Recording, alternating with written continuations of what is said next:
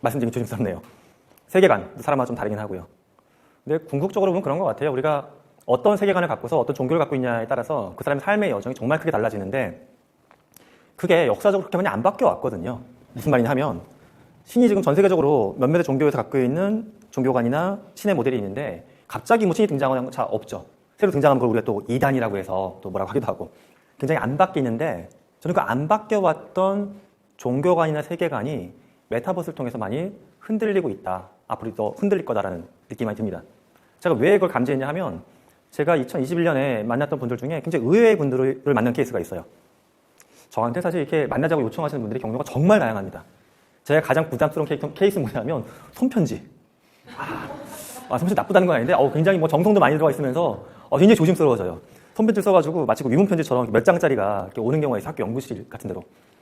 근데 처음에는 이걸 받으면 조교들이 깜짝 놀랍니다. 왜냐면 조교들이 이제 나이가 젊잖아, 20대니까 손편지가 오면 그들은 그걸 약간 협박편지처럼 인식을 해요.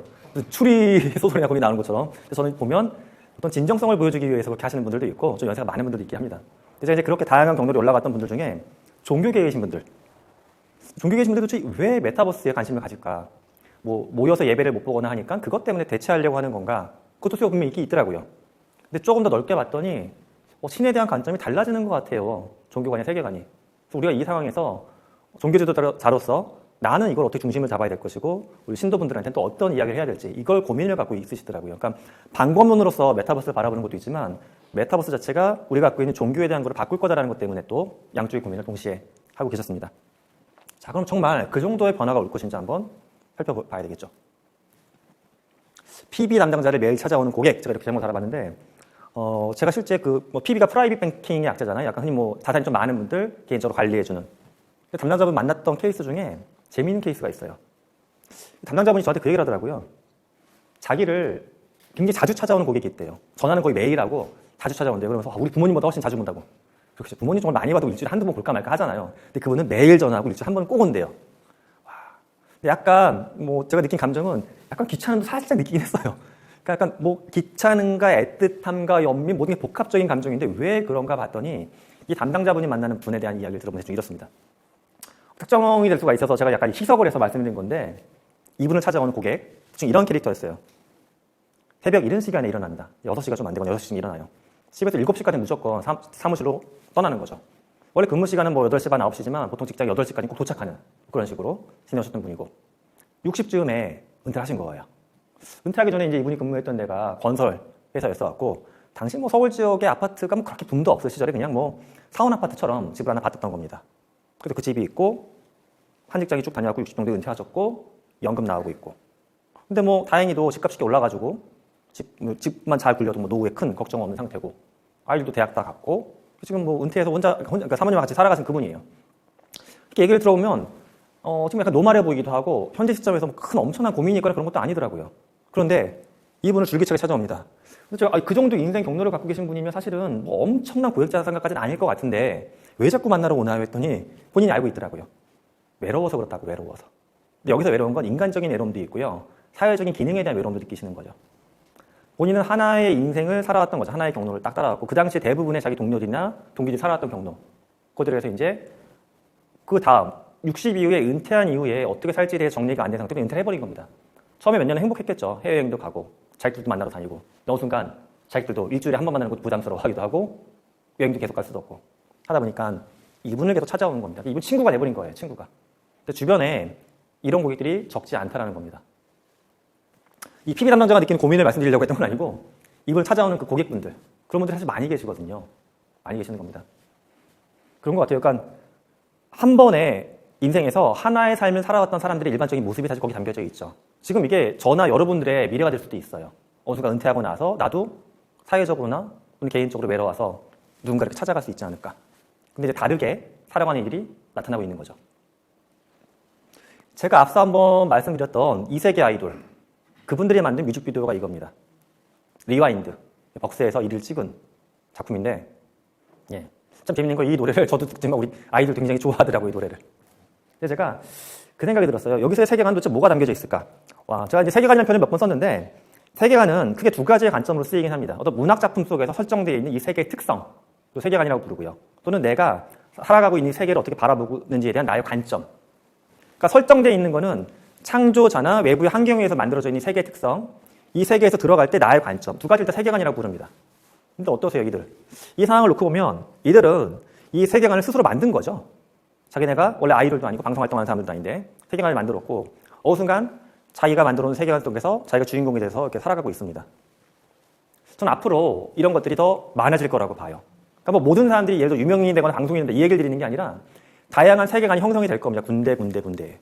그리고 나는 지금 한국에서 살아가는 예를 들어 교수지만 활동 반경이 어느 정도 정해져 있긴 하죠. 사실 제가 뭐 방송도 가끔씩 작업을 하고 글도 쓴다고 하지만 저 핵심은 교수예요. 근데 현재 아예 못하고 있는 거.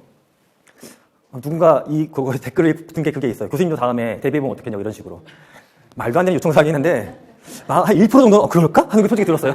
그럴까? 여기서 저 조작만 열심히 연습을 하면 현실에서 절대 안 되는 순동작이 될 수도 있고.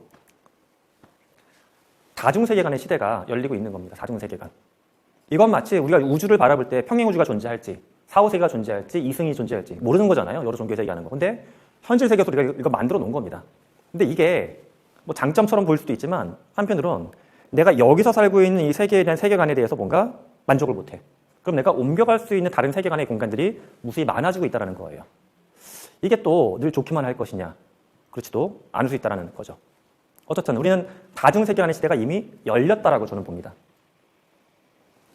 자, 근데 이렇게 다중세계가 말씀드리면 이거에 대해서 약간 의문 또는 뭐 부정적 의견을 갖고 있는 분들은 한 3가지 정도의 포인트를 보통 얘기하시더라고요. 뭐냐 하면 이게 실제 존재하는 세계가 아니잖아요. 만들어진 세계가 아니잖아요.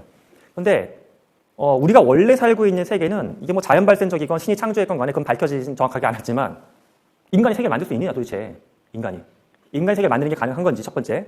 두 번째는 인간이 만든 세계에 다른 사람들이 들어와가지고 충분히 몰입이 될 수 있는 건지 또는 앞차시에서 말씀드렸던 것처럼 여전히 디지털 디바이드 있다며 그러면 누구는 들어오고 싶지만 못 들어오는 이렇게 뭐 VR 뒤집어 쓰고 풀 트래킹 붙이는 이게 안 되면 완전히 달성이 안 되는 거 아니냐. 그러니까 기술적인 접근성. 3가지에 대한 좀 약간 비판 내지는 걱정들을 하시는 분들이 계십니다. 뭐 명확한 답은 아니지만 제 나름대로 그거에 대한 생각을 좀 해본 것들을 말씀드려볼까 합니다. 문학작품 얘기를 잠깐 해보려고 하는데요. 인간은 정말 세상을 창조할 수 있을까? 워더링 하이츠라고 하는 작품. 우리나라에는 에밀리 브론테가 쓴 소설인데 폭풍의 언덕이라고 번역이 되어 있습니다. 참 재밌는 건 폭풍의 언덕이라고 인터넷 책을 검색을 해보죠. 또는 에밀리 브론테 검색하면 아마 저 정확한 기억 못해 100권 넘게 뜰 거예요.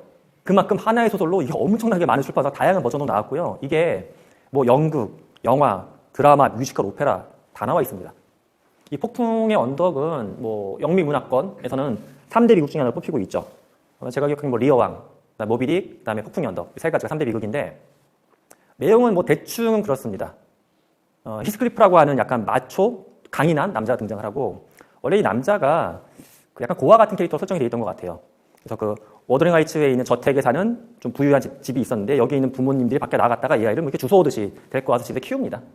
거기서부터 이제 이야기가 시작이 되는 건데 그 아이를 데리고 왔는데 원래 이 집에 남매가 있었어요. 힌들리라고 하는 아이하고 캐서린. 어린 시절부터 이야기가 나오는데 힌들리는 남자아이고 캐서린이 여자아이인데 이제 히스클리프가 왔는데 자기가 데리고 있던 아들보다 훨씬 더 얘가 똑똑하고 더 자기가 생각하는 대로 잘 살아가니까 얘에 대한 애착이 커집니다, 부모님이. 그럼 당연히 뭐 힌들리하고의 갈등이 생길 수밖에 없겠죠. 내가 이 집 아들인데. 나중에 이제 부모님이 죽고 나신 다음에 문제가 커지죠. 힌들리가 히스클리프를 학대하기 시작합니다. 노예처럼 부리고. 그런데 이미 캐서린은 히스클리프랑 사랑에 빠진 상태였어요. 근데 이제 이 다음부터가 이제 이야기가 격정적으로 발생이 됐는데 사랑 이야기가 아니라 여기 굉장히 다양한 감정이 나오는데 제가 느꼈던 감정 뭐 사랑, 증오, 분노, 연민, 엄청난 후회 그런 것들이 복합적인 감정으로 등장합니다. 사랑을 했지만 헤어지게 되고 다시 돌아와서 히스클리프가 무자비한 복수를 하는 이야기로 꾸며진 작품이에요. 그래서 굉장히 파국적인 결말을 맺는 작품인데 제가 이 소설 얘기 대충 들려드린 이유가 왜 그러냐 하면 이걸 썼을 때 에밀리 브론테는 어떤 사람이었을까? 에밀리 브론테가 이 브론테 그 남매 그중에 3째 정도 될 거예요. 그러니까 샬롯 브론테 제인을 썼던 언니가 있고 그 밑에 이제 오빠가 있고 근데 가족 구성을 대충 보게 되면 어머니가 일찍 돌아가시고 오빠가 마약 중독인가 그랬을 거예요. 그리고 굉장히 가족이 복잡했습니다. 상황 자체가. 그리고 그렇게 부유한 집안도 아니었어요. 그래서 기숙학교에서 거의 갇혀있다시피 해서 자라난 여성분이시고 경제적으로 어려웠어요. 그래서 먹고 살기 위해서 그 언니하고 동생하고 해서 학교도 만들어려고 했는데 그것도 잘 안 되고 해서 먹고 살기 위해서 글을 썼던 분들인데 그 당시에는 특히 여성분들 작가로 생활을 하기가 좀 더 어려웠다고 하더라고요. 예전이니까. 그런데도 이런 작품 발표했습니다. 더 신기한 건 이 작품을 발표했던 연령대가 우리나라로 한 30 정도? 20대 후반에 발표했어요. 그리고 30대 초반 정도에 돌아가셨던 걸로 기억을 하는데 그러니까 제가 드리는 포인트는 이겁니다. 이분은 굉장히 좁은 환경에 갇혔다 살았던 분이세요. 세상을 여행하고 많은 사람들을 만나 사랑했던, 결혼했던 그런 분들 아니에요.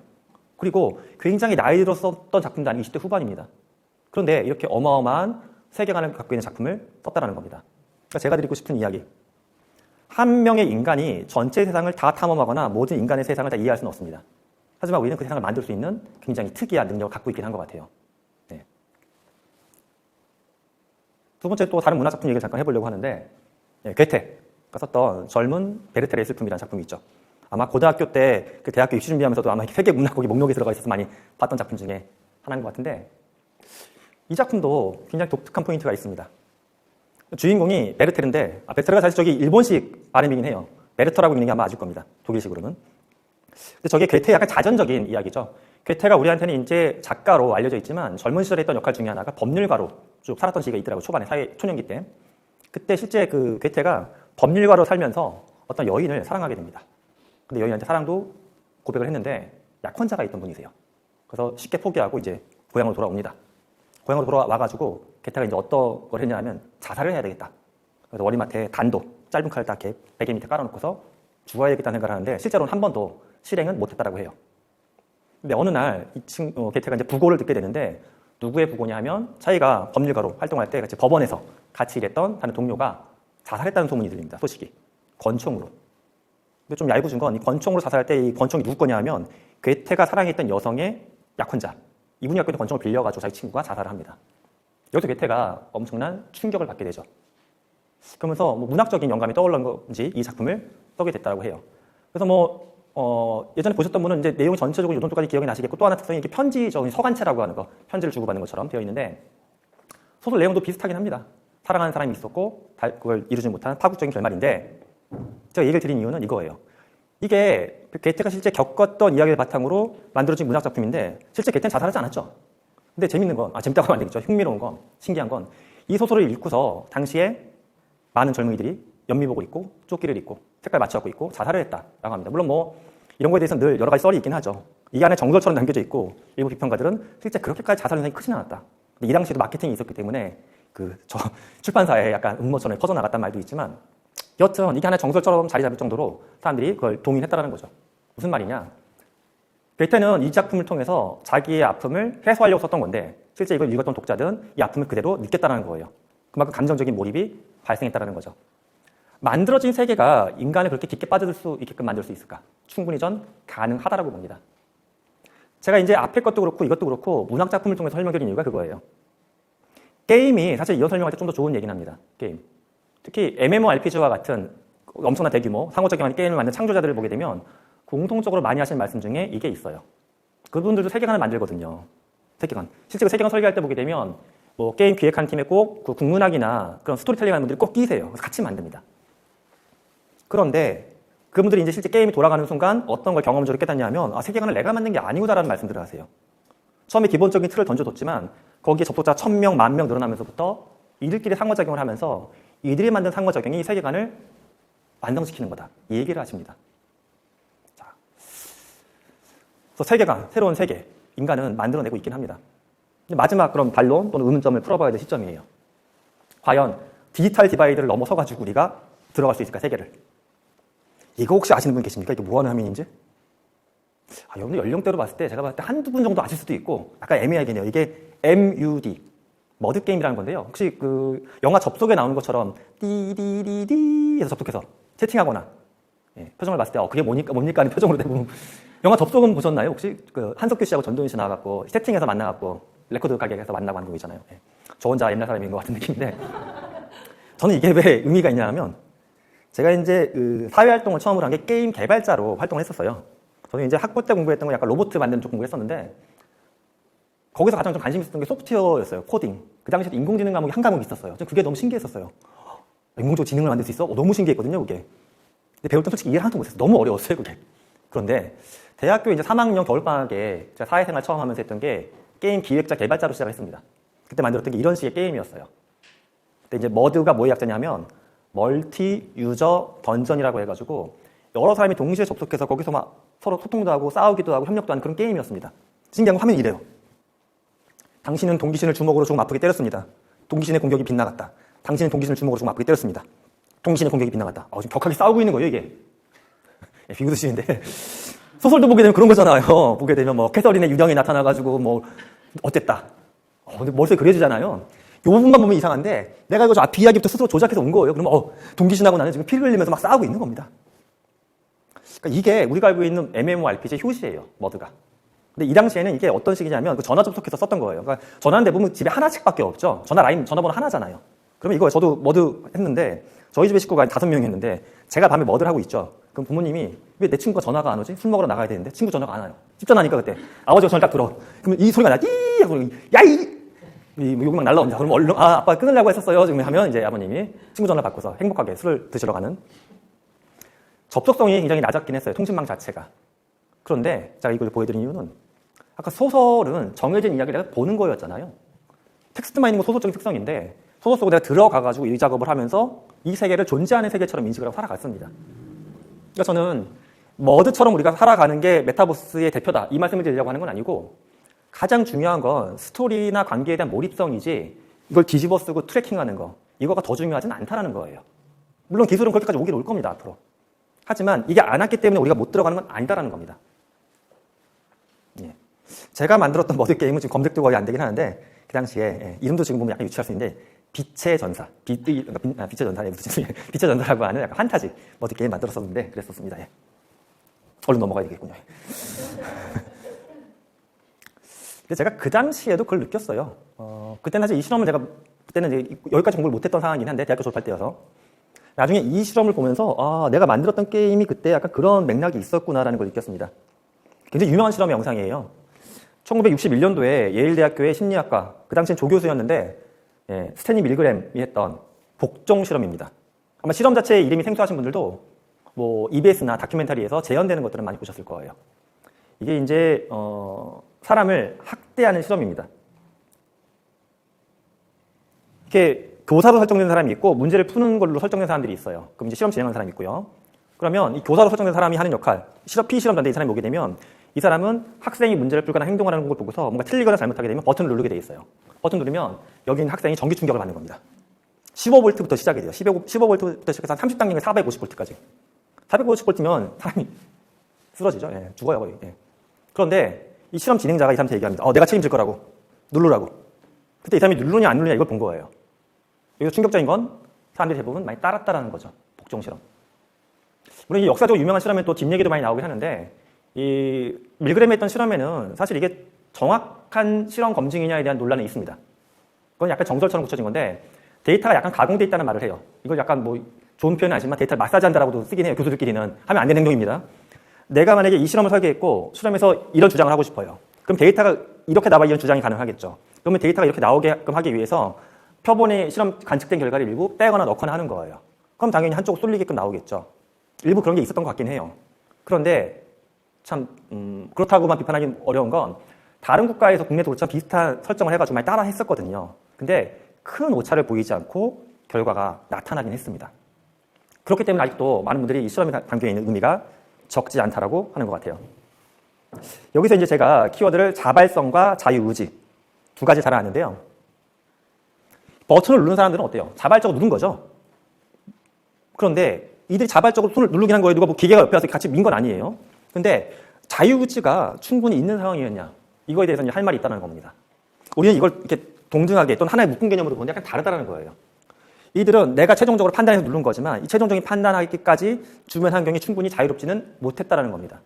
환경, 딱 이렇게 통제된 공간, 내부도 안 보이고 또 엄청난 권위가 있는 사람이 내가 책임질 거니까 누르세요 라고 하는 거. 엄청나게 무거운 환경이었죠. 따라간 겁니다. 근데 또 외부에서 그렇게 한 거니까 이거는 너 있어야 되는 거니까 결국 네가 한 거니까 네가 책임져야 돼. 꼭 이렇게 말할 수가 있을까? 그렇지도 않은 좀 어려운 상황이죠. 한 가지 실험을 더 보게 되면 버지니아의 그 데니스 프로핏 교수가 했던 실험이 있습니다. 이 실험은 요거보다는 약간 순화된 버전인데 약간 연결되는 맥락은 있어요. 실험 출단 두 개를 쪼갭니다. 그 다음에 등짐을 지게끔요. 배낭 같은 거. 그 다음에 앞에 가해들끼리 있는데 각도가 약간 달라요. 각도 인식이 다른 겁니다. 뭐냐면 이렇게 경사로가 있는데 경사로가 몇 도 정도 될 건지 맞춰보는 거예요. 그런데 두 집단이 이렇게 짊어지고 있는 배낭의 무게가 다른 겁니다. 예를 들어 한쪽은 5kg 정도 가벼운 책가방, 한쪽은 이제 완전 군장에서 좀 예를 들어 40kg. 각도를 인식하게 되면 40kg 지고 있는 사람들은 각도가 한 45도 각도로 이렇게 가파라 보이는 거예요. 또 하나는 경사로를 똑같이 주고서 역시 이번에 조건을 뭘 다르겠냐 하면 무게는 똑같아요. 짊어지고 있는 무게는. 근데 음악. 한쪽은 약간 경쾌한 음악을 들려주고 한쪽은 무거운 음악을 들려주고 할 때 이 무게나 경사로에 대한 인식이 달라지는지 달라집니다. 경쾌한 음악을 들었던 분들은 무게가 좀 더 가볍고 덜 가파르다라고 인식을 합니다. 그처럼 무거운 실험은 아니지만 외부에 있는 환경에 따라서 내가 자유의지를 발휘할 수 있는 게 달라지는 거죠. 상황 판단이 달라지고. 실험은 거기서 끝났지만 아마 그 다음 행동이 달라졌을 거예요. 저기까지 가야 되는데 경사로를 가파르게 인식한 사람들은 덜 오르려고 하겠죠. 낮게 인식한 분들은 더 올랐을 확률이 높을 것이고. 이 얘기를 들려드린 이유는 그렇습니다. 이 앞까지 제가 했던 이유가 워더링 화이츠나 괴테의 책 이야기를 들었었는데 세계관은 결국 누군가가 만들어내는 거긴 해요. 그럼 세계관을 만드는 사람은 도대체 무엇을 해야 될까? 저는 가장 먼저 느껴야 될 게 이건 것 같아요. 책임감. 내가 만든 세계가 누군가의 자유의지에 엄청난 영향을 주는 겁니다. 예, 자유의지에. 물론 그 결과가 모든 사람이 행복할 수 있는 좋은 쪽을 발현이 되게 되면 좋은 거지만 결과가 그렇지는 않은 거죠. 자, 그 다음에는 로블록스를 잠깐 들어가 볼까 합니다. 로블록스 대체 뭔가요? 로블록스 해보신 분 계신가요? 네, 들어가 본 적 있다. 두 분 정도 계시는군요. 이 로블록스를 해보면 사실 다른 국내에서 많이 사람들이 체험해본 제페토나 이프랜드보다는 처음 프로그램 깔고 들어가는 게 약간 복잡하거나 무겁다는 느낌은 듭니다. 특히 이건 컴퓨터로 들어갈 때 훨씬 편하긴 해요. 화면이 넓고 하니까. 그런데 일단 기본적으로 화면은 되게 비슷합니다. 마인크래프트랑 비슷한 느낌도 나고. 근데 이게 제가 들려드린 이유가 얘네들이 2020년 6월에 13세에서 18세 사용자 집단 대상으로 해서 대략 한 3,000명 정도한테 물어봤던 질문이 있어요. 그때 여러 가지 설문했는데 그중에 하나의 질문이 전 굉장히 기억이 나는데 만나는 친구의 비율을 물어봤어요. 비율은 크게 보면 이겁니다. 현실 세계에서 많이 만나는지 로블록스에서 많이 만나는지 이걸 물어본 거예요. 이 사용자들 대상으로. 물론 로블록스 사용자한테 물어봤으니까 그거 자체가 하나의 편향성은 분명히 있다고 생각할 수 있습니다. 하지만 수치가 생각보다 너무 높게 나왔다는 게 문제예요. 실험을 보게 되면 응답자들의 평균을 보게 되면 나는 로블록스에서 만나는 친구의 비율이 56%, 현실은 44%, 로블록스가 훨씬 더 많아졌습니다. 왜 그럴까? 왜? 물론 왜 그럴까 떠나서 이거 당연히 팬데믹 상황이니까 현재는 그럴 수 있어라고 볼 수도 있겠죠. 그런데 이유를 놓고 보면 아직 팬데믹 끝난 게 아니니까 예측할 수는 없지만 저는 이게 엄청나게 달라지지 않을 것 같다라는 생각이 듭니다. 약간 우려가 들기도 하고. 왜냐하면 그들이 답했던 그 이유를 보게 되면 굉장히 합리적인 이유예요. 한 가지가 뭐냐 하면 안 꾸미고 만날 수 있다. 안 꾸미고. 우리 많이 공감하는 거죠. 예. 또 하나는 다양한 주제에 대해서 이야기하기가 편하다. 이런 거예요. 예. 그 관계의 폭도 더 넓다. 이런 이야기들을 이 친구들이 했습니다. 근데 이게 팬데믹 끝난다고 해서 우리가 꾸미는 걸 덜 불편해하고 다양한 관계나 다양한 주제에 대해서 이야기하는 걸 싫어하니 그렇진 않잖아요. 그러니까 원래 좋아했던 것들이 여기 들어가니까 더 많이 발현이 되더라고 그들이 느낀 겁니다. 예.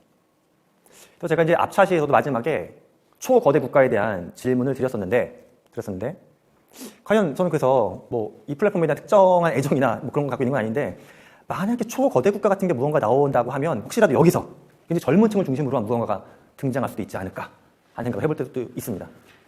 예. 그런 거예요. 만약에 예를 하자면 한국의 인구가 근데 5천만인데 여기가 지금 데일리 접속하는 사람이 4천만 대가 넘어섰거든요. 그럼 여기서 만약에 5천만 정도의 규모가 뭉쳐진 뭐가 하나 만들어져. 그러면 거기서 만약에 투표를 하거나 뭔가 어떤 주권 또는 의사를 표시했을 때 웬만한 국가도 그걸 무시하기는 쉽지 않을 것 같아요. 제 생각에는. 예, 그런 생각이 좀 듭니다. 또 하나는 그것도 있죠. 저들은 과연 본인의 국가를 어디로 인식하면서 살아갈까 하는 생각도 해봐야 돼요. 아까 로블록스 친구들을 보게 되면 나는 현실의 44%, 로블록스 56% 이렇게 살아가는데 그들은 한국에서 태어나서 전 대학원 때 갔을 때 인터넷이 나왔거든요. 그러니까 20대 중반까지 인터넷을 안 쓰고 살았는데 저랑 다르게 살아온 거잖아요.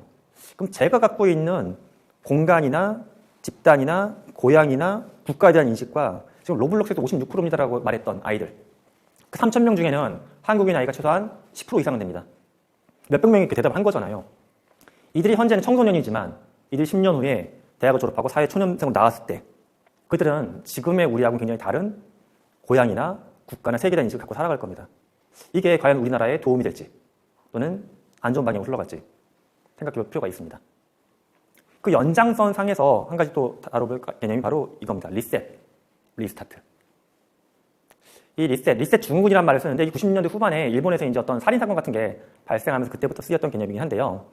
사실 정신의학에서는 정확하게 이게 인정된 개념은 아니고 논의되는 개념 중에 하나입니다. 그러니까 컴퓨터 게임이나 온라인에서 뭔가 많은 경험을 했던 사람들이 특정 상황이 됐을 때 내가 이거 컴퓨터 게임이나 온라인처럼 다시 한번 껐다 켜가지고 처음부터 다시 할 수 있는 거야. 이거를 현실 공간에 투영해서 그대로 믿어버릴 때 이걸 리셋 증후군이라고 부릅니다. 실제 작년에도 일본에서 비슷한 사건이 발생하긴 했어요. 약간 뭐 살인사건을 했던 어떤 젊은이가 이거 컴퓨터처럼 껐다 켜면 되는 거다라고 얘기했는데 실제 여기에 이제 의지해가지고 뭐 법적인 처분을 피하려고 한 건지 아니면 정말 그런 믿음이 있는 건지 뭐 아직까지 정리가 안 됐지만 그런 케이스도 있었습니다. 근데 여기서 이제 또 하나 덧붙여서 우리가 논의해야 될 개념 중에 하나가 바로 리스타트. 게임을 하다 보게 되면 그런 경우가 있어요. 어떤 판을 했을 때 이 판에 실패를 하죠. 그럼 처음에 리셋을 해가지고 모든 조건이 초기화돼가지고 처음부터 진행되는 경우도 있고요. 어떤 게임은 요 한 판 하다가 망해요. 다시 할 수 있긴 한데 이 망할 때 조건을 상당 부분 짊어지고 다시 합니다. 그런 경우도 있어요. 그걸 리스타트라고 볼 수가 있습니다. 리셋과 리스타트가 약간 다른 개념인데 그럼 우리는 만약에 내가 로블록스라는 공간에서 A라는 공간에서 이렇게 살아가요. 관계를 맺고서. 그러다 뭔가 불만이 생기거나 해가지고 그 공간을 내가 나와버려.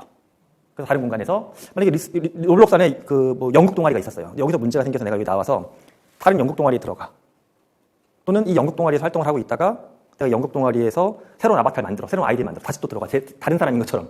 그럼 이거는 리셋일까요? 리스타트일까요? 그 질문 약간 바꿔보면 메타버스에서 우리의 삶은 리셋이 가능해져야 될까요? 리스타트가 가능해질까요? 사실 뭐 정답은 없습니다.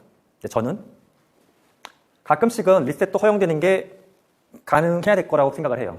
하지만 좀 더 훨씬 많은 비중은 여기서 무언가를 다시 하고 다시 도전한다라는 개념으로 봤을 때 리스타트가 조금 더 많은 비중을 갖고 가야지만 우리가 사회적인 그런 관계, 또 개인의 책임감이 무너지지 않고 존재할 수 있지 않을까 하는 그런 생각을 해봅니다. 혹시 이거 보신 분 계신가요? 비 라이트백. 비 라이트백이 이제 그 넷플릭스에 나왔던 드라마입니다. 드라마인데요. 이게 넷플릭스에서는 이거 그대로 번역됐던 것 같아요. 곧 돌아온단가. 곧 돌아온다, 곧 다시 돌아온다. 그런 작품이었는데 넷플릭스에 보면 블랙미러라고 하는 시리즈가 있거든요. 블랙미러가 시즌제로 했던 건데 짧은 드라마인데 거기 보게 되면 스포일러를 약간 할 수밖에 없는데 이렇게 연인이 있었고 남자친구가 먼저 죽어요. 그러니까 그 남자친구의 생활 기록을 이렇게 통신 기록이나 소셜 미디어 기록 긁어다가 처음 챗봇 같은 걸 만들어 줍니다. 어떤 회사가 생겨가지고. 그래서 여자친구가 챗봇으로 대화하다가 점점 더 진화가 되는 거예요. 처음에 대화만 되다가 제가 아바타 말씀드렸을 때처럼 얼굴이 나타나기 시작을 해요. 얼굴이 나타나니까 그 다음에 최종적으로는 아직까지는 전혀 거기까지 근접이 안 돼 있는데 휴머노이드가 집으로 배달되는 상황이 이 비 라이트백이라는 작품에서 그려지고 있는 모습입니다. 근데 현재는 그럼 어디까지 기술이 가 있을까? 현재는 저걸 홀로그램으로 만들어주는 것까지는 회사들이 있습니다. 예. 근데 이제 휴머노이드를 못 만드는 건 앞에 챕터에서 말씀드렸던 기술적인 좀 안전적인 문제 때문에 그렇게 한데 되어 있긴 해요. 어떠세요? 근데 여러분의 상상하기도 끔찍하지만 사랑하는 누군가가 어느 날 갑자기 이 세상을 떠나. 그러면 그들을 이렇게 해서라도 곁에 붙잡아두고 싶으신지. 붙잡아두고 싶다라고 하면 그 단계가 약간 있었잖아요. 아까 챗봇부터 화면 속에 있는 캐릭터. 그 다음에 물리적으로 보이는 누군가 모습. 과연 어디까지 끌어낼지. 이런 고민을 해본 분들은 아마 거의 없을 것 같아요. 고민을 해보진 않았지만 우리는 이걸 이미 만나고는 있긴 합니다. 예를 들어 이런 케이스죠. 나중에 노래 한 번씩 찾아서 들어보세요. 김광석 씨가 부르는 보고 싶다 입니다. 제가 이걸 가족들한테 들려드렸더니 김광석 목소리 바로 알아듣더라고요. 근데 전 좀 엉뚱한 사람이다 보니까 이 생각을 해봤어요. 김광석 씨는 행복하셨을까? 무슨 말이냐면 만약에 저 세상이 진짜 있다. 김광석 씨가 이렇게 보는 거예요. 저 세상에서. 한국에 있는 우리들이 이렇게 이걸 인공지능을 살려내가지고 본인이 노래를 틀어주는 거를. 그러면 이거에 대해서 살아있는 일이 날 추억하고 기리고 있으니까 행복했을지. 또는 모르죠. 본인이 갖고 있는 뭔가 음악적인 철학이나 가치하고 좀 맞지 않다라고 보셨을 수도 있겠죠. 그런데 핵심은 이걸 누가 결정했느냐의 문제예요. 누가 결정. 살아있는 분들이 결정하는 거죠. 남아있는 분들이. 굉장히 법리적인 문제긴 합니다. 이렇게 목소리나 저 노래에 대한 저작권을 누가 갖고 있는지. 그분들이 결정하고 그분들이 만들어 버리는 거예요. 근데 이게 현재 존재하는 법률에서 보게 되면 누군가 무언가를 창작했을 때 2차 창작에 대한 권리 그런 거 따질 때 저작 인격권이라는 게 있죠. 원 저작자의 인격을 기본적으로 훼손시키면 안 되는데 굉장히 중요한 가치예요. 예를 들어 내가 어떤 예술작품을 그렸는데 이게 인종차별에 저항하는 목적으로 그렸어요. 근데 이걸 누가 합리적으로 돈을 내고 라이선스 받아가서 써요. 근데 이게 목적이 인종차별에 오히려 도움을 주는 목적으로 광고했어. 내 인격을 완전히 훼손시킨 거거든요. 문제가 되는 겁니다. 그래서 이것도 우리 비슷한 맥락으로 좀 바라봐야 될 것 같아요. 근데 아직까지 굉장히 또 안타까운 점은 이런 걸 보게 되면 많은 분들은 굉장히 따뜻하고 좋다라는 쪽에 긍정적인 얘기들만 많이 하고 계셔서 좀 더 반대 입장에 대해서도 고민을 해봤으면 하는 바람이 있습니다. 혹시 이 작품 읽어보신 분 계실까요? 중국 소설가가 쓴 작품인데요. 네, 젊은 소설가입니다. 근데 제 기준은 젊으니까 모르겠습니다. 제 기준 젊은인데 인간의 피안이라고 하는 작품이에요. 저기서 이제 피안은 약간 불교적인 개념인데 인간이 해탈해가지고 살아가는 공간이 피안이고요. 이제 대체되는 개념이 현실 세계를 차안이라고 부르더라고요. 약간 고뇌도 있고 좀 고통도 있는 차안. 그래서 차안과 피안. 단편 소설집입니다. 단편 소설집. 근데 거기에 보게 되면 한 작품에 대해서 얘기를 해보려고 하는 건데 영생병원이라고 하는 작품이 있어요. 저 안에 단편 중에 하나가. 영생병원의 이제 이야기가 어떤 구조냐 하면 첸루이라고 하는 사람이 등장합니다. 첸루이라고 하는. 근데 이 어머니가 생명이 위독한 상태예요. 그래서 병원에 이렇게 약간 인공호흡기 달고서 누워있는데 영생병원이라는 특이한 병원에 입원을 하시게 돼요. 근데 이 병원의 특성은 병원에서 나와서 돌아갈 때까지 가족 면회가 절대 안 됩니다. 못 들어와요. 근데 어머니 거기 보내놓은 거예요. 그러니까 첸루이가 궁금할 거 아니에요. 우리 엄마 잘 살아있는지. 그래서 어느 날 화물 트럭인가 거기 어떻게 낑겨 타가지고 들어갑니다. 병원에 들어갔어요. 봤더니 딱 봐도 어머니가 거의 돌아가기 직전이에요. 자기가 봐도 삐쩍 말라있어. 기계가 다 달려있고. 다시 이제 병원에 나가고 허탈한 마음으로 집에 돌아갑니다. 근데 집에 돌아갔더니 아빠랑 엄마가 식사를 하고 있는 거예요. 건강한 모습으로. 네. 뭐냐면 소설이니까 영생병원의 설정은 인공지능 휴머노이드를 만들어가지고 집에 보내준다라는 개념이에요. 아무도 모르게.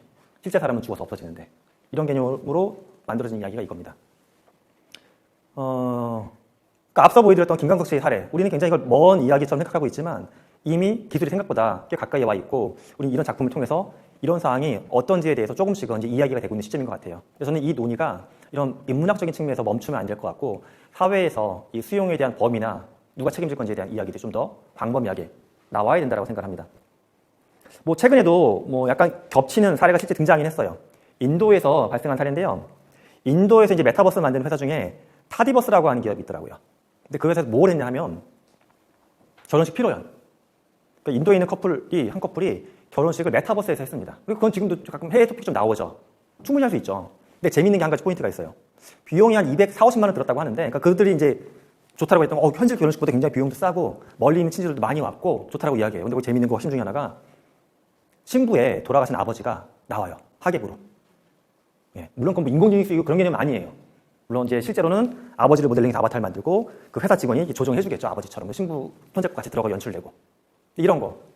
이렇게 얘기 되면 굉장히 따뜻하고 좋다라고 볼 수도 있지만 우리는 다시 이 인간의 피안 또는 김광석 씨의 사례처럼 좀 더 깊은 고민도 같이 놓아서는 안 될 것 같습니다. 제가 그거를 주장하는 이유 중에 하나는 이것 때문에 그래요. 실험. 제가 굉장히 인상 깊게 봤던 실험인데 프레드릭 바틀렛의 실험 중에 뭐가 있냐 하면 유령전쟁이라고 하는 책이 있습니다. 이게 1930년대의 그 이야기인데 그러니까 미국 원주민과 관련된 이야기예요. 미국 원주민. 그러니까 아메리카 원주민, 북아메리카에 살았던 원주민에 대한 이야기인데 그들이 어떻게 살아갔는지에 대한 생활상이 많이 나와요. 소설. 근데 중요한 건 소설의 내용이 아니라 이 소설을 갖고서 실험을 한 겁니다. 이 소설을 유럽인들한테 읽힌 거예요. 읽히게 한 다음에 일정 시간이 지나고 나서 소설의 내용을 들려달라고 물어본 겁니다. 우리 보통 그런 거 많이 하죠. 내가 읽었던 책에 대해서 아까도 내가 설명했잖아요. 근데 거기도 똑같은 현상이 나타날 수도 있어요. 제가 예를 들어 워더링 하이츠나 젊은 베르텔의 슬픔을 저 나름대로 이해를 하고 있기 때문에 꽤 읽은 지가 됐으니까 약간 다르게 해석해서 설명했을 수도 있어요. 그런 거 실험을 한 겁니다. 얼마나 이야기가 각색돼서 나오는지. 그러니까 유령전쟁을 유럽인들한테 읽혔더니 이들이 이제 현대에 사는 사람들이니까 대부분 해석이 이렇게 되는 거예요. 예를 들어 아메리카 원주민들이 카누를 타고서 바다 표면을 사냥했던 장면. 이게 뭐 보트를 타고서 물고기 낚시하는 장면. 이렇게 전달하는 겁니다. 뭐 주인공 누구가 보트를 타고 물고기를 낚시하러 나갔는데 이런 일이 발생했습니다. 이렇게 설명한다는 거예요. 뭐 중요한 흐름은 같을 수도 있지만 세부적인 것들이 완전 바뀌어진 거죠. 인간이 갖고 있는 기억들은 대부분 이 실험의 결과랑 비슷합니다. 우리는 과거에 있던 것을 그대로 기억을 잘 못해요. 그러니까 자꾸 연인이나 부부 사이에도 그때 그랬냐 안 그랬냐 하고 싸움이 발생하는 겁니다. 서로 자기의 갖고 있는 기억이 다르거든요. 하나의 사실이 있지만. 그런데 뒤져볼 때도 있죠. 그래서 앨범 열어보자. 친구한테 전화해보자. 이렇게 앨범을 열어보자 건중을 하고 이렇게 친구한테 전화해봤을 때 결과가 늘 좋았나요? 좀 그런 거 아닌 것 같아요. 그냥 둘 사이에서 적절히 합의를 해봐가지고 해소하고 나야지. 이거 무슨 법적으로 싸우는 것처럼 증거들이 돼가지고 그렇잖아요. 근데 저는 이제 앞에서 보여드렸던 상황 자체가 돌아가신 분들을 현실의 공간으로 끌고 와서 함께 살아간다는 게 따뜻하고 감성적일 수도 있지만 어찌 보면 또 하나의 재앙이 될 수도 있을 것 같다는 생각이 듭니다. 지워지지 않는 기억. 네. 제가 굉장히 인상 깊게 기억하고 있는 명언 중에 하나가 로마의 철학자이자 정치가였던 키케로, 네로 왕제의 스승이었다고 불려졌던 분인데 그분이 했던 말 중에 이런 말이 있어요. 죽은 자의 삶은 산 자의 기억 속에 있다. 네. 저는 그렇게 해서 세대가 넘어가는 게 우리가 살아가야 될 합리적인 길이 아닐까. 좀 더 과정에서 보면 이런 거예요. 1년에도 수많은 분들이 죽고 다시 태어나고 하는데 이게 만약에 이런 기술을 바탕으로 해가지고 실제 한국의 인구는 5천만인데 돌아가신 분 1000만, 2000만 이렇게 누적이 돼가지고 7천만, 8천만 살아가는 거. 이게 과연 우리의 미래 삶에 좋을까? 저는 오히려 안 좋은 부분이 더 많지 않을까 하는 큰 걱정을 품어봅니다. 또 하나는 다른 관점으로 이제 내가 계속 복제되는 거, 죽은 사람이 복제되는 것도 문제지만 살아있는 사람이 복제되는 것들도 앞으로는 계속 또 많이 나올 겁니다. 작년에 이런 일이 있었죠. 예, 이루다라는 사람 기억하십니까 혹시? 이루다랑 채팅으로 대화해보신 분 메신저로 한 분도 안 계세요? 이루다가 저는 이제 그 페이스북 메신저로 대화했던 챗봇인데 국내 기업이 만들었던 인공지능 챗봇입니다. 얘는 20대 초반에 대학생으로 설정되어 있는 여성 캐릭터였는데 실제 이제 지금 멈춘 서비스고 2022년 뭐 상반기 중에 다시 서비스를 하겠다고 발표했지만 모르겠어요 아직은. 근데 작년에 서비스가 멈출 때 배경을 보게 되면 저 이루다를 대상으로 해서 그러니까 여성으로 설정되어 있다 보니까 성적인 희롱이 많이 발생을 했습니다. 그걸 뭐 남자만 했다 여자만 했다 알 수는 없겠지만 그런데 그 과정에서 전 그 생각이 들었습니다. 이 데이터가 도대체 확보가 돼야 좀 학습이 되는 거잖아요. 이 데이터가 만들어진 데이터가 아니라 실제 연인들의 데이터, 채팅을 긁어다가 만든 거거든요. 수많은 집단에. 그 집단의 데이터를 긁어다가 만드는 과정에서 실제 나중에 뭐가 밝혀졌냐 하면 사람들이 대화하다 보니까 얘가 만약에 너 뭐 얼굴 고쳤니라고 물으면 고쳤다라고 응답을 해요. 예를 들어. 어디서 고쳤니 했더니 병원 이름이 튀어나와요. 근데 이 병원이 PPL 하려고 쓰는 병원이 아니라 실제 연인의 대화에 있던 병원 이름이 끄집어서 나오는 겁니다. 개인의 정보가 불특정 다수한테 노출되기 시작한 거죠. 물론 실제 그래서 그 병원에 수술했던 사람이 실제 존재하는 누군지가 밝혀져서 피해가 됐던 사례는 없긴 했습니다. 이 케이스에선. 하지만 굉장히 무서운 거죠. 우리는 제가 1, 2, 3, 4 분명 그려가지고 우리가 확장되는 모습을 보여드렸을 때 내가 인공지능의 도움을 통해서 긍정적인 기막균으로 쓰이는 거 이것도 좋게 볼 수가 있겠지만 이건 굉장히 무서운 케이스죠. 내가 어떤 서비스를 쓰기 위해서 내 데이터를 제공했거나 또 돈을 받고 팔았거나 그게 이렇게 가공이 돼서 A라는 내가 A 다시로 복제될 수도 있고요. 또는 A부터 Z까지 합쳐져서 또 다른 알파라는 캐릭터로 나올 수도 있는데 과연 이런 현상을 편하게 받아들일 수 있는 건지 저는 이런 걸 자꾸 보다 보니까 불편한 마음이 훨씬 더 큽니다. 물론 앞차시에서 얘기했던 것처럼 소비자의 관점에서 보게 되면 굉장히 편리한 거죠. 대학생들하고 대화도 다양하게 해볼 수 있고 20대 친구도 어떤 생각하는지 물어볼 수도 있지만 내가 그걸 만드는 과정이 쓰였다고 봤을 때는 굉장히 좀 고민되는 포인트가 많습니다. 자, 이건 오늘의 마지막 빅캐스천은 아닌데요. 그 빅캐스천 넘어가기 전에 캐스천입니다. 나의 인공지능 아바타가 혹시라도 다른 이에게 피해를 준다라고 하면 누가 책임을 져야 할까? 종교 얘기를 안 할 수가 없는데 어쩔 수 없이 해야 됩니다. 좀 무거운 얘기인데 그런 얘기도 많이 하죠. 인간이 뭔가 잘못을 했을 때 그럼 신이 책임져야 되는 거 아니냐. 신이 인간을 만들었다고 한다라고 보게 되면 근데 거기서도 자발성과 자유의지에 대한 논점은 굉장히 많죠. 근데 뭐 그걸 약간 줄여서 보면 이렇게도 볼 수가 있어요. 아니 너의 아바타면 너를 통해 학습이 된 거잖아요. 물론 학습하는 규칙이 있었겠지만 근데 얘가 뭔가 피해를 줘. 예를 들어서 김상균의 아바타 중에 학생 상담하는 김준균이 나왔어요. 김준균이 학생하고 상담하다가 갑자기 야 이 돌대가리 어쩌고저쩌고 막 이런 식의 욕설을 퍼부어. 그러면 제가 친구들한테 그런 말 할 수도 있죠. 아, 이 돌대가리가 지금 그런 카페 갔냐고 다른 데 가자고. 근데 이거 학습해서 뒤섞여서 학생한테 그런 말을 했다. 만약에 그럼 도대체 이걸 누가 책임을 져야 할 거냐에 대한 문제. 옆에 있는 저 그림을 한번 보실까요? 저게 중국어 방이라고 하는 인공지능에서 굉장히 유명한 논쟁 중에 하나입니다. 네. 철학자 존 설이 마음, 두뇌, 그리고 프로그램이라고 하는 1980년에 발표된 논문에서 했던 이야기입니다. 저기서 중국어 방은 차이니스룸, 그러니까 중국어를 쓰는 그 방, 물리적인 방이라는 의미예요. 근데 어떤 설정이냐 하면 이건 상상이에요. 방이 있고요. 이 방에 영어만 할 수 있는 사람이 들어가 있어요. 이 사람 중국어 일도 못해요. 근데 밖에서 누군가 이렇게 문틈으로 뭔가 질문, 중국어를 던져서 넣어요. 그럼 이 사람은 기계적으로 이 영어로 써있는 문서를 바탕으로 마치 1번이면 A, 2번이면 B거만 보내주는 거예요. 근데 밖에 있는 사람은 아닌 사람 중국어 굉장히 잘한다고 생각할 수가 있겠죠. 이것만 보게 되면. 이거랑 좀 빗대어서 이 문제를 한번 생각해 볼 필요가 있습니다. 그럼 도대체 여기서 이 안에 있는 이 사람이 뭔가 책임을 져야 될까요? 여기서 문제가 발생을 하면? 또는 이 규칙, 1번이면 A 주고 2번이면 B 주고 이걸 만들었던 사람이 책임을 져야 될지. 오픈 퀘스천인데 이것도. 지금은 우리가 저렇게 생각을 하고 있죠. 인공지능 은행 상담원에 의해서 만약 일자리들이 밀려나고 있다. 그럼 그때 가장 먼저 화살을 받는 거는 그거죠. 일단 고용주가 그렇다. 그런데 아직까지는 이런 캐릭터가 개인한테, 소비자한테 큰 피해를 준 건 없었어요. 근데 지금도 비슷한 논쟁거리는 있죠. 만약에 자율주행, 인공지능에 의해서 자율주행 사고가 나면 누가 책임질 건지. 이게 지금 현재는 자율주행 차에 한정된 문제처럼 우리가 인식을 하고 있지만 조금 더 다양한 일상에서 이 문제는 앞으로 굉장히 커질 이슈입니다.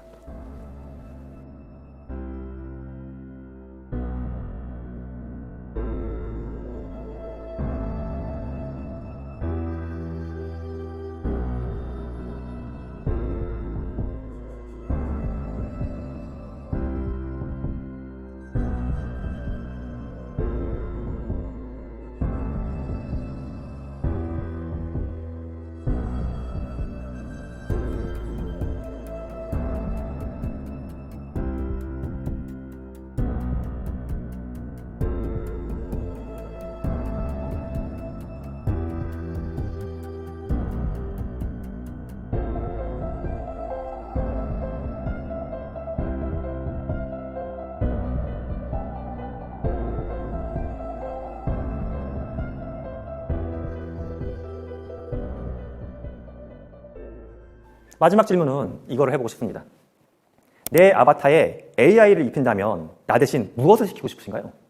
저는 아까 김학윤 앞에 차에서 말씀드렸는데 책 읽어주는 거 단순하고 시켰는데 여러분 혹시 어떤 거 시키고 싶으신 거 있으세요? 저의 경우는 사실은 교수님과는 좀 반대로 제가 해야 되는 메인 어떤 일을 좀 많이 시키고 싶었고요, 항상. 그 다음에 그런 책을 쓴다랄지, 여가를 즐기다랄지, 취미와 같은 취미에 해당하는 일들은 제가 직접 해보고 싶은 그런 반대의 욕구가 좀 많았었습니다. 그 말 좀 애석하게도 현재 하고 있는 일이 굉장히 좀 무겁다라고 느끼시는 것 같아요. 예, 무거운 걸 맡기고 싶다. 예. 그렇습니다. 이것도 중요한 질문인데 역사학자들이 굉장히 많이 연구하는 시기가 있더라고요. 로마 시대. 로마 굉장히 번성했던 국가잖아요. 굉장히 오랫동안. 그런데 그 중에서도 아직까지 하나의 학설로 정착은 안 됐는데 그 논점 중에 하나가 이게 있더라고요. 로마가 왜 멸망했을까에 대해서 얘기할 때 노예제도 때문에 멸망했다. 그때 노예가 많은 도시 왜 나라가 멸망할까? 로마가 문화적으로나 기술적으로 굉장히 번성했는데 어느 순간 노예가 너무 많아지다 보니까는 사람들이 노예한테 엄청나게 많은 걸 시키기 시작했대요. 대부분의 것들 노예가 다 해주는 겁니다. 다 해주는 거예요. 그러다 보니까 내가 스스로 무언가 개량하고 발전시키거나 고민할 필요가 점점 더 없어졌다. 그래서 로마는 많은 걸 시키다가 망했다라고 하는 논점. 저는 그게 좀 많이 와닿습니다. 그래서 저는 이 질문도 좀 그렇게 연결이 되고 있어요. 저 스스로는. 우리가 이제 AI한테 자꾸 뭔가를 시키는데 점점 더 많은 걸 시킬 겁니다. 앞으로. 지금은 내가 AI한테 시키는 경우는 적죠. 기업 단위로 뭔가 하거나 나는 소비자처럼 들어가는 건데 앞으로 내가 직접 그걸 시키는 게 자꾸 뛰어낼 겁니다. 저도 얘기했던 것처럼 책 읽어주는 거, 기본적인 상담하는 거, 특히 맨날 매 학기마다 들어오는 거 성적 고쳐달라고 하는 거 이거 정말 시키고 싶어요. 시키고 싶은데 이거 하다 보게 되면 그 생각이 들 수도 있죠. 내가 그 학생들하고 대화의 결과를 잘 트래킹하지 않으면 어느 순간 학생들의 고민을 점점 잊어버릴 것 같아요. 성적을 고쳐달라고 하는 이유가 명확하게 있거든요. 대부분 이제 되게 답변하기가 어렵고 좀 마음 아픈 이유 중에 하나가 장학금 문제. 교수님, 저는 정말 공부 못한 거 인정해요. 근데 집안 형편 때문에 지금 장학금 못 받으면 휴학해야 된다고. 이러면 정말 마음이 아픕니다. 그렇다고 또 이 친구 고쳐주면 상대평가니까 다른 친구가 내려가거든요. 정말 그럼 그래요. 그래서 하다못해 예전에 이제 강의실 상담할 때는 그런 친구 있으면 밥이라도 함께 먹을까 해서 밥이라도 함께 먹어서 헤어지고도 했었어요. 근데 이제 이게 대처가 되게 되면 그냥 그거죠. 나는 시켜갖고 AI가 보고 하겠죠. 문제가 해결된 케이스, 안 된 케이스, 두 케이스만 볼 겁니다. 예. 그러면 마치 로마가 망했던 것처럼 교수로서의 나도 망하지 않을까 하는 생각도 듭니다. 자, 그래서 아직은 당장 우리한테 와 있는 문제는 아니지만 우리 이제 메타버스 전체 테마가 미래와 관련된 이야기다 보니까 이것도 한번 고민해 보시면 좋겠습니다. 이번 차시 여기서 마무리하겠습니다. 감사합니다.